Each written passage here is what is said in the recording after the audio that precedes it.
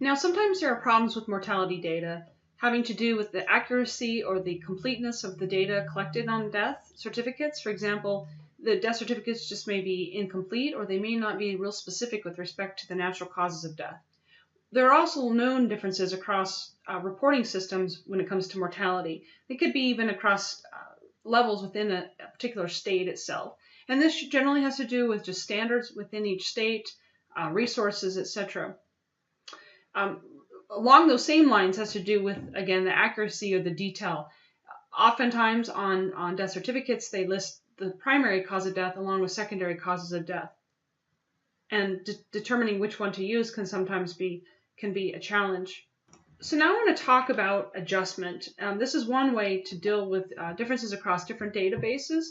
Specifically, though, I want to talk about age adjustment because age is one of the main determinants of disease onset and mortality, and that the age distribution of a population will greatly influence the total mortality rates that we estimate and influence the incidence or the risk of disease that we measure.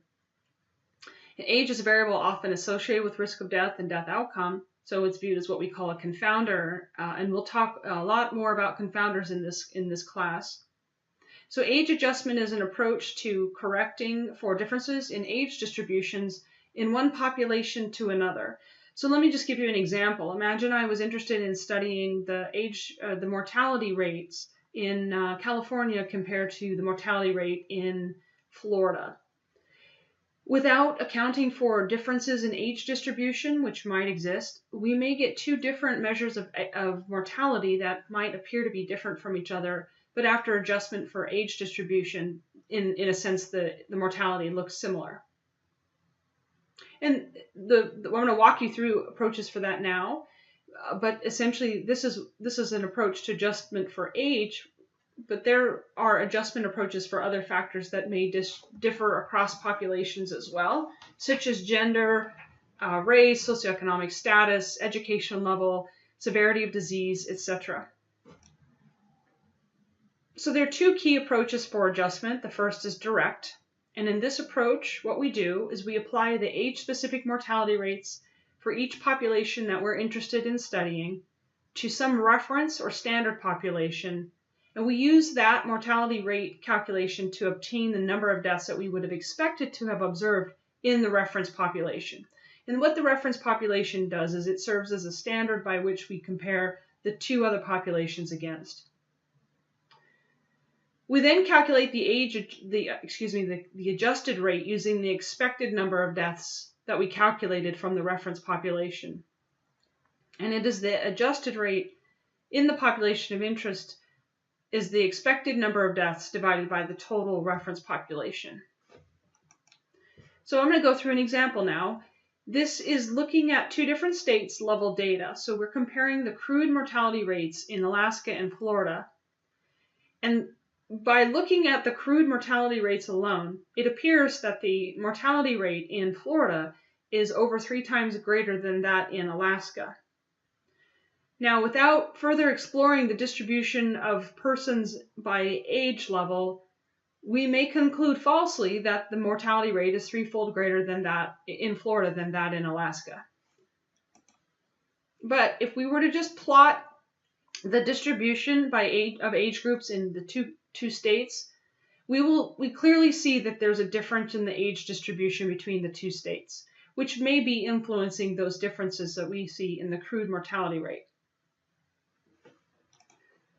So we want to now adjust our data, and we're going to first direct age adjust.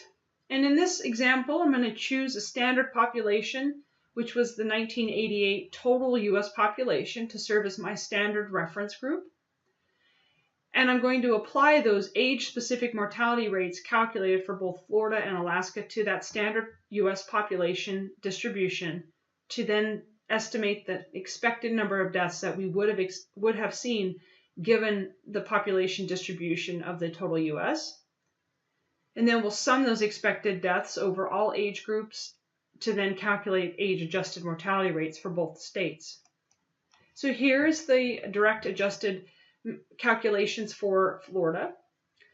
These data here represent the age-specific death rates that were calculated from the Florida state data. We want to apply those to the standard U.S. population sizes per age band to obtain the expected number of deaths per each age band. And then we sum down these expected deaths to get a total expected deaths, and we divide that by the total population in the US, and we then get an age-adjusted rate of 8.12.6 per 100,000 persons. We now apply the same approach using the Alaska state data, and we arrive at an age-adjusted rate of 765.4 per 100,000 persons. So now to compare the age-adjusted versus the crude mortality rates between the two states, we see that after adjustment, indeed the Florida mortality rate remains higher than that for Alaska, but that the two values are closer together as we would expect, after controlling for the distribution in ages that differed between the two states. Okay? The other approach we can use is called indirect age adjustment. And this approach is used when age-specific rates are unavailable or when the study populations are very small. And what I mean by unavailable is that we don't have the age band specific mortality from the two populations that we're comparing. What we do is we apply an age-specific mortality rate of a standard population to obtain the number of expected deaths in each of those populations that we're studying. And we then compare the observed number of deaths to the expected number of deaths for each population of interest, and we calculate what's called the standardized mortality rate, or the SMR. So again, I'm going to use the same example of the Alaska versus Florida mortality, and I'm going to use that same standard population as I did for the direct approach, the 1988 total U.S. population. But now I'm going to apply the age-specific mortality rates of that standard population to the age distributions for the two states I'm comparing to calculate the total number of deaths in each group that are expected if we actually have the distribution of age groups as we see in the standard population. And then we'll sum those expected deaths over all ages to then calculate the SMR. And the way we interpret the SMR is as follows. If the SMR is approximately equal to 1, we then conclude that what we observed in terms of the mortality is the same as what we would have expected. However, if it's greater than 1, then what we observed was higher than what we expected, and then conversely, if it's less than 1, it was lower than expected. And what we use the SMR then to do is we compare that value qualitatively between or among, if we're dealing with more than two populations. So here are the numbers for the indirect approach for Florida.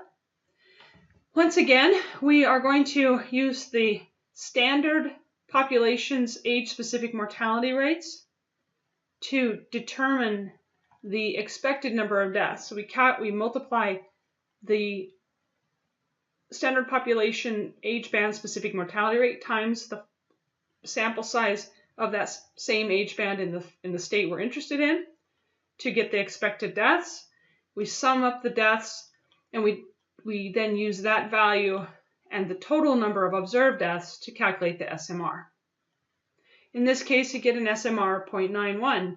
So essentially, the number of deaths observed was slightly lower than we would have expected, but not greatly so. And here are the data for the indirect approach for the Alaska data. And after the calculations, we arrive at an SMR of 0.9, very similar to that for the Florida state. And so in summary, we can now show the two SMRs side by side to show how they are very similar. Now we can calculate an additional measure using that SMR, which is basically an adjusted mortality rate, where we take that SMR times the crude mortality rate for that particular population to arrive at the total expected number of deaths So in a sense, if we took the SMR for Florida of 0.91 times that crude mortality rate that we saw, we then derive an indirect adjusted mortality of 966 deaths per 100,000. And in Alaska, we get 355 per 100,000. So you can see these are not that different from the crude, but they are adjusted downward to account for the SMR. And then here's another example of using direct adjustment to compare two populations that have different age group distributions. I'm not going to walk through this in detail, but I would ask that you review this and make sure that you understand this approach. And then I also provided you here with another example of using age adjustment using the indirect approach. In this scenario, you are given the sample size per age group and the overall number of deaths in the two populations. So you're comparing population A to that of B, and you're using an indirect method to estimate the SMR given age-specific mortality rates from a standardized population.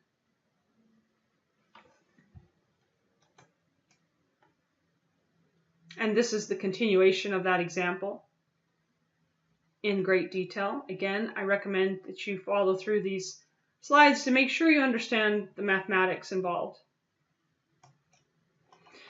So important concepts with respect to age adjustment are that either approach relies heavily on the choice of the standard population, which should be a normal population, so it should be large enough, and it should be a naturally occurring population, so it shouldn't be a population that's simulated.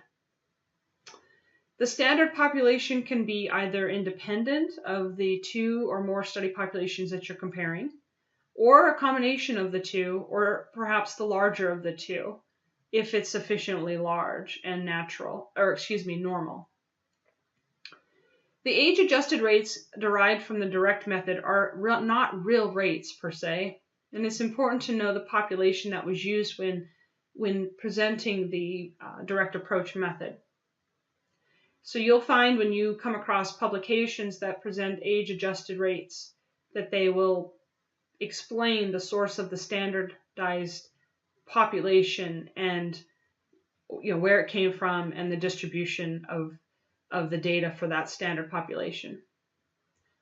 Now, standardization is not necessarily a substitute for examination of age-specific rates in the population. Again, you would still be interested in looking at age-specific rates within those two populations separately. And as far as the indirect method, the SMR that's derived is a ratio, not a rate, so it only gives us some relative information. It does not describe the mortality of the population. However, as I showed in that example, you could then go and calculate an adjusted mortality rate. The direct method uses age-specific death rates, so it requires that information be known. And the indirect method is often used when you don't have that age-specific death rate in your populations, or if those rates are unstable or too small. And both methods can be used for other types of rates, such as incidence or prevalence. Here are just some figures to illustrate how after or with adjustment, how they affect crude measures. So these are data of crude and age-adjusted death over time from 1960 to 2014. And interestingly here, the crude mortality rate looks pretty level, but it's the age-adjusted that has this dramatic decrease. And that could be, again, a factor of the aging population. And then here is another example of crude and age-adjusted annual mortality rates for females in one specific region of Brazil, again, to illustrate the key point that without adjustment, one could be misled when interpreting mortality rate. Actually, in this example, the adjusted rates are much higher across all the types of outcomes versus the crude. Now, there are other approaches in our toolbox for adjusting. We can present stratified or subgroup analyses where we would present mortality rates by each factor, such as each age band, or by gender if we're concerned there's a gender imbalance. We also can calculate life tables, which are age-adjusted life expectancy probabilities. We don't go into this in this class, but that is explained in your textbook if you're interested. And then more complicated approaches include multivariable statistical analyses, and we don't go into that at all in this class. but those are approaches that we use in epidemiology to control for distributional differences in data sets.